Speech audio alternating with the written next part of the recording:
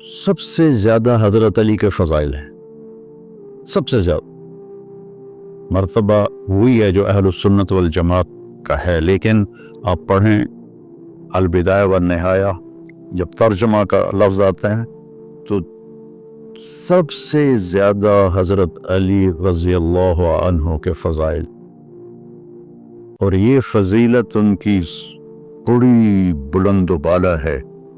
ایسے ہاتھ پکڑ کے یہاں لگایا، یا علی اطرت ان یکون منزلک مقابل منزلی فی الجنہ،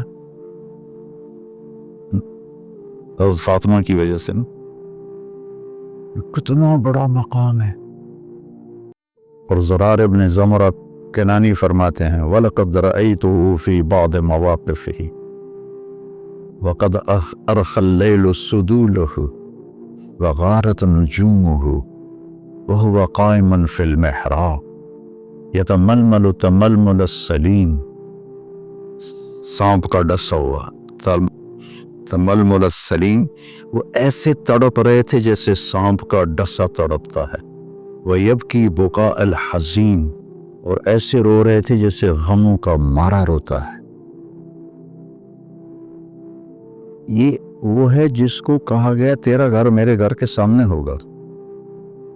وَيَقُولُ لِلدُّنْيَا إِلَيَّ تَغَرَّرْتِ، مجھے دھوکہ دینے آئی ہے، إِلَيَّ تَشَوَّقْتِ، میرے شوق میں آئی ہے، إِلَيَّ تَشَوَّفْتِ، مجھے جھانکیاں ڈالتی ہے، ہیہات ہیہات غرری غیری قد بتتک الثلاث عمرک قصیر ومجلسک حقیر وخطرک یسیر۔ یہ جملہ اگلا سنانا تھا، آہن آہ من قلت الذات وبعد السفر ووحشت الطریق، اللہ اکبر۔ کون شخص یہ کہہ رہا ہے؟ قلت الذات، نبی کے گھر کے سامنے گھر قلت الذات سے ہو سکتا؟ بعد السفر ووحشت الطریق، اللہ اکبر۔ مسروق ابن اجدع فرماتے ہیں رحمہ اللہ کہ صحبت 70 نبی صحابیہ، کہ میں نے 70 صحابہ کی صحبت اٹھائی، سے مراد ہے کئی صحابہ۔ 70 کا لفظ عدد کے لیے نہیں ہوتا، کثرت کے لیے ہوتا ہے۔ تو میں نے ان سب کا علم 6 آدمیوں میں دیکھا، عمر بن خطاب، عبداللہ بن مسعود، علی بن ابی طالب مہاجرین میں سے، زید بن ثابت، معاذ بن جبل، ابی بن کعب انصار میں سے۔ پھر ان 6 کے ساتھ میں رہا تو میں نے 6 کا علم 2 میں دیکھا، عبداللہ بن مسعود، علی بن ابی طالب۔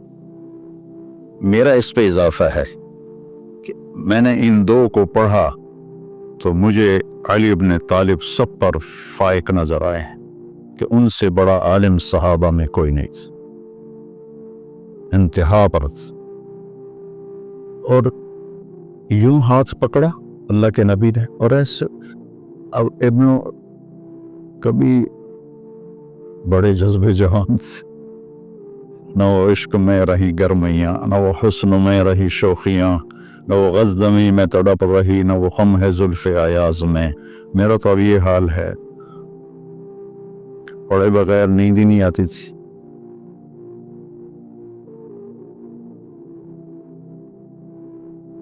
اور علم ایسے تھا کہ یتفجر العلم من جوانبہ وتنطق الحکمت من نواحیہ۔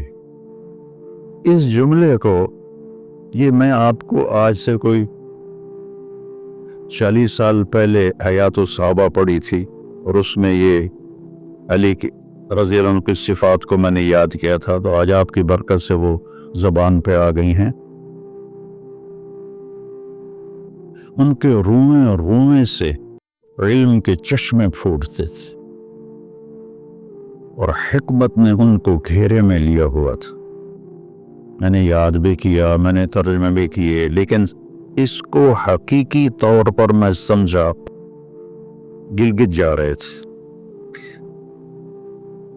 تو راستے میں بڑے خوبصورت مناظر آتے ہیں، چیلاس پر تو پھر کالے پہاڑ شروع ہو جاتے، اس سے پہلے بڑے خوبصورت مناظر آتے، پہاڑوں سے ایسے چشمے گر رہے ہوتے، تو ایک پہاڑ سے گزرے نا تو اس میں سے چشمے بہت سارے گر رہے تھے ایسے، تو ایک دم مجھے یہ جملہ سمجھ میں آیا کہ میں نے گاڑی رکوا لی، میں نے کہا یار وکھن دیو، میں ان کو ایسے دیکھ رہا تم یتفجر العلم من جوانبہ، پہاڑ کے پتھروں سے چشمے نکل رہے تھے 15-20، تو انہوں نے پورے پہاڑ کو خوبصورت بنا دیا تھا۔